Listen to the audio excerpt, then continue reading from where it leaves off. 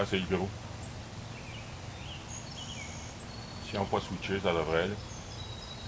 C'est juste là.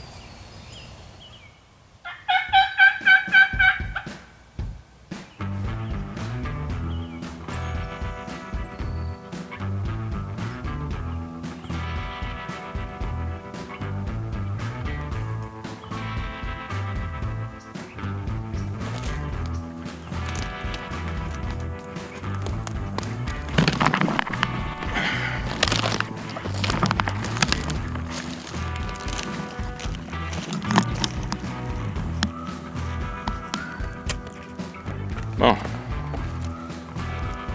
On attend aussi le mettre seul. Fait que ça veut pas dire que les images vont être super. Ça, c'était mon setup. J'avais juste traîné une poule puis mon reaping decoy que j'ai fait cette année pour m'amuser. Puis moi, j'étais caché en plein où j'ai laissé ma bouteille de Pepsi. OK.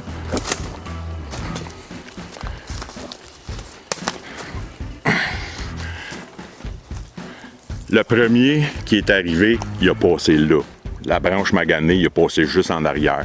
Passé à 10 pieds de moins. C'était un Jake. Il a fait le tour, il est rentré dans les decoys. Les autres sont arrivés par l'autre bord. Comme j'ai dit, c'est le champ où c'est en plein le spot que j'ai tué l'année passée, mes 2 tomes. Je sais pas s'il y avait un autre tome, il y en a qui ne sont jamais montrés. Ça, c'est le spot où je l'ai tiré.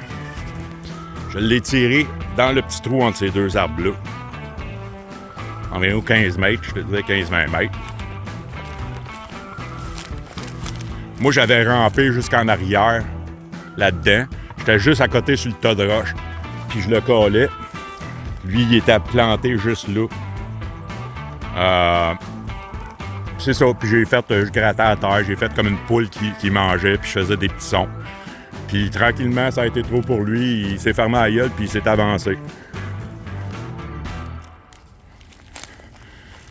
Setup d'un autre angle. Bon matin tout le monde. On est mardi. Donc le 2, je pense. Le 2B. Jusqu'à date, la saison de dindon, elle a été écœurante. Vendredi, Mick il a tué un Jake dans l'autre champ. Mon chum Christian, il chassait sur une nouvelle terre, il a tué 2 tomes. En tout cas, vous allez voir les vidéos, là. Donc on va parler de celui de matin. Normalement, quand je rentre ici, ils sont bien souvent dans le chemin que je prends pour monter. À matin, il n'était pas là. J'ai fait des hauteurs, puis ça répondait pas. Il gobait un peu plus loin dans le bois. Fait que je suis monté tranquillement. Puis la première place que je me suis seté, c'est dans le chemin en haut. C'est le dessus de la crête. Fait qu'il y a le chemin qui s'en vient pour d'un champ ici. Puis ça fait une bosse. Puis il y a un autre chemin qui croise sur le dessus. Puis normalement, c'est là qu'il se trotte. C'est un haut point. Puis le soleil frappe là tout de suite en partant le matin. J'ai collé de là-bas. Il me répondait, mais il voulait rien savoir. Fait que là, je suis descendu à la trail, je suis rentré dans le champ. J'ai collé dans le champ, puis je voyais qu'il se déplaçait par ici. Fait que je me suis tenu me placer ici, qui est à peu près le même spot que j'ai été l'année passée. Puis là, j'avais emmené juste une poule, puis ce decoy-là. Ça, c'est un decoy à reaper que j'ai fait cette année. Puis c'est pour se promener avec comme un bouclier quand on chasse, ou bien c'est pour ramper dans le champ. J'étais rentré dans le bois avec ça. Puis là, quand j'étais arrivé dans le champ, je l'ai mis là. J'ai mis la poule. Puis je me suis mis à coller. Pendant 10-15 minutes, ça répondait plus. On voyait qu'il était loin. Puis tout d'un coup, il y en a un qui m'a clenché ça bien proche. Fait que je savais que ça s'en venait. J'ai reviré la caméra de bord. Le premier qui est sorti, c'était un Jake. Puis vous allez voir, là, tout le long que je chassais, j'avais des dindons autour de moi. Fait que la caméra, j'ai essayé de l'enligner du mieux que je pouvais. Mais je pouvais même pas voir dans l'écran où que je visais. Après moi, celui qui sort à 5 pieds, vous allez le voir. Là. Lui, il est sorti. Là, il est venu gosser dans des decoys. Il faisait la roue. Il se sentait bien... il avait de l'air de sentir bien confortable. Puis là, j'ai entendu d'autres gobbles s'en venir. J'ai continué à caler. Puis lui, tout d'un coup, le Jake, il a lâché de faire la roue, puis il s'est tassé. Fait que j'avais l'impression que le gros s'en venait. Puis comme de fait, il a sorti. Mais de la façon que j'étais placé, j'avais mon gun dans les mains, mais je pouvais pas le monter sans me faire voir. Il est venu revirer un peu proche des decoys, puis là, il a commencé à s'éloigner. Il a été reviré, je dirais, en milieu de champ. Il y a au moins 3 ou 4 autres Jake qui sont sortis. Je ne sais pas s'il y avait un autre Tom, j'ai jamais vu. Ils sont tenus là ou que je ne pourrais pas voir. Puis ils ont été là 10-15 minutes, puis après ça, ils ont perdu l'envie. Puis ils ont reparti dans le bois, par en arrière. Mais moi, j'ai quasiment rien vu. Il y a juste le gros puis le Tom, le petit Jake initial, ils ont resté ici. Le Jake, ça a été le premier à partir. Il est sorti dans ce coin-là du champ. Le gros, il a pas lâché de gosser dans le champ. Puis là, quand il s'est mis à redescendre, moi, du moment que cette bûche-là m'a caché, j'ai rampé un peu ici pour essayer de me rapprocher pour y couper le chemin quand il sortirait. Puis quand il est arrivé là, je lâchais pas de faire des petits potes, puis des petits... je grattais dans les feuilles pour faire comme une dingue qui scratch, puis ça le dérangeait. Parce qu'il est resté là bien longtemps, puis je le voyais pas. Moi, j'étais caché en arrière, je l'entendais juste quand il décidait de gabler. Puis tout d'un coup, je me suis étiré à la tête, puis j'y ai vu juste le top de la tête. Je suis pas sûr s'il m'a vu, mais ça n'a pas de l'air. Fait que là, j'ai replacé mon gun entre les deux arbres, puis j'ai attendu que la tête y arrive là. Il était à 15 mètres, mais je voyais comme à peu près juste ça de la tête. Tout le reste était caché par la bosse. Je l'ai eu, ça a été une belle shot. C'est un beau gros Tom. Les petits spikes sont bien pointus, mais ils sont pas super longs. La barbe avec n'est pas bien grosse, mais j'ai l'impression que c'est au moins 20 livres. Ça. J'ai hâte de le peser en arrivant au char. Ouais, fait que c'est dur de demander une meilleure matinée, là. J'ai eu du gobble tout le temps, j'en ai tout le temps entendu au moins au loin. Puis ça a fini par une belle shot, là. Fait que j'ai hâte de voir les images parce que le kill shot, ça va être juste sa caméra que sur mon 12. Parce que l'autre était pointé sur moi. Puis, ouais, c'est à peu près ça. Pour ceux que ça les intéresse, là, je vais lister un peu l'équipement que je me sers. Mon 12, c'est un Beretta A390. C'est un Extreme A2. 3 pouces et demi. Je tire de la Longbeard dedans, de la Longbeard XR. Là, je suis encore avec de la 5. Les decoys que je me sers, mes 4 principaux decoys, c'est des Dave Smith. Ils sont extrêmement chers, mais pour moi, ça vaut la peine. Depuis que j'ai ces decoys-là, j'ai eu de l'interaction. À toute fois qu'il y a des dindes qui sont dans le champ et qui voient les decoys, ils se garochent dessus.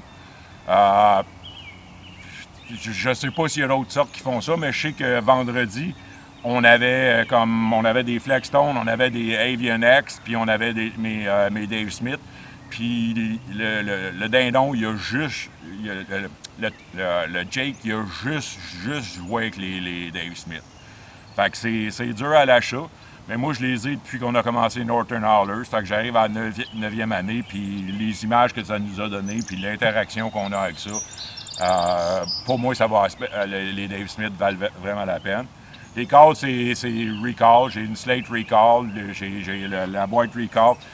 Les diaphragmes, je me promène de compagnie à l'autre. Je suis un peu moins fidèle là-dessus, mais ça, c'est vraiment personnel. Puis tu t'en mets un dans la bouche, c'est soit que ça marche bien ou que ça marche pas bien. Fait que j'ai des Fox Pro, j'ai des Recall, j'ai des Primos, puis je pense que celui que j'avais aujourd'hui, c'était un Fox Pro, là. J'ai fini à la shot avec... non, ouais, c'est ça, c'est un Spur de Fox Pro. J'ai écouté des vidéos cette année, une vidéo de Lane Simpson, qui est un un chasseur de dindons assez écœurant aux États-Unis. J'écoute beaucoup de Dave Owens, Peanutty Project. Ça, c'est un chasseur effrayant. Mais Lane Simpson, il y avait un vraiment bon vidéo qui dit comment choisir proprement ton diaphragme. C'est pas au look, c'est pas au son, c'est vraiment qu'ils sont faits pour dépendant où est-ce que l'air passe dans ta bouche. Puis quand j'ai écouté cette vidéo-là, puis j'ai passé à travers tous ceux que j'avais, puis j'ai choisi ceux qui allaient bien selon les normes, puis ça fait une grosse différence dans le champ. Ou que j'avais de la misère à faire des pops puis des kiki run avant, les kiki run, les clocks, les pops. J'avais toute la misère à les faire parce que j'avais jamais le bon diaphragme. Quand tu pognes le bon qui fit dans ta bouche, bien là, c'est magique. Là. Puis normalement, j'ai un trigger stick de Primo, mais un matin, je l'avais oublié. Puis dans la situation où j'étais, j'aurais pas pu m'en servir. Ça, comme je l'ai mentionné tantôt, ça c'est un reaping decoy. J'aurais pu m'acheter un Primos ou n'importe quelle autre sorte. J'ai un Montana qui est fait en matériel. Mais j'avais un Pretty Boy, un gros Tom que je me servais plus. Fait que je l'ai découpé. Le derrière, c'est fait en 3D printing. J'ai fait une grippe en 3D printing. Je me suis servi de vieilles flèches pour faire les piquets puis pour tenir le body. Puis, ça, j'en suis fier. Parce que normalement, traîner une queue dans le bois, ça a tout le temps été un trouble. Moi, je m'étais fait une grosse boîte en carton. Cette année, j'ai gossé avec ça. Puis, j'ai fait une fan démontable. Tout en 3D printing. Tu as juste à planter les plumes dedans. Puis, au moins, ça devient beaucoup plus facile à charguer à cette grosseur-là que quand tu as la fan au complet. Je me suis fait une petite boîte, là, je l'ai laissée dans le trail quand j'ai monté le decoy, fait que je vais la ramasser, mais j'ai une petite boîte que ça fit dedans pour pas que ça se magane trop. Puis là, il y a un dindon dans le champ en avant.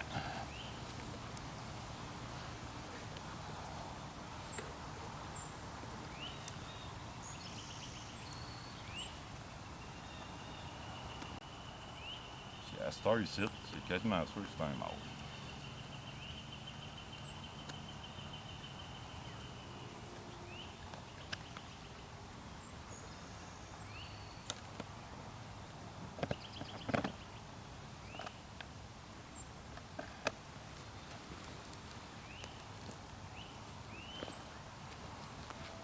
Ça va d'autres. En tuer un. Avec l'autre pendu dans l'arbre.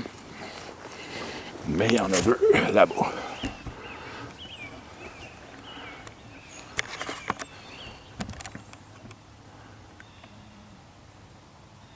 Même trois.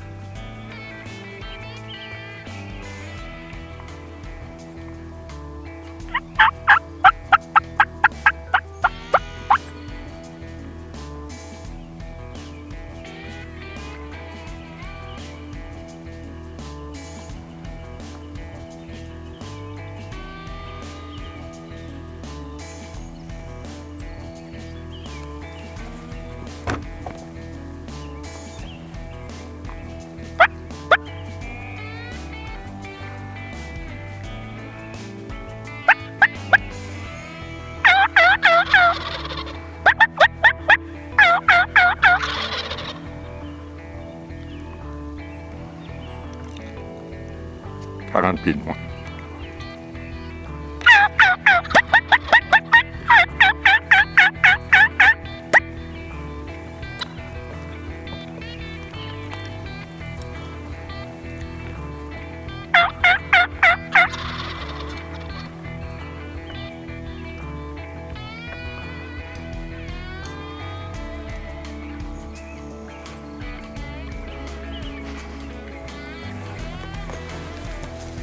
Les gars!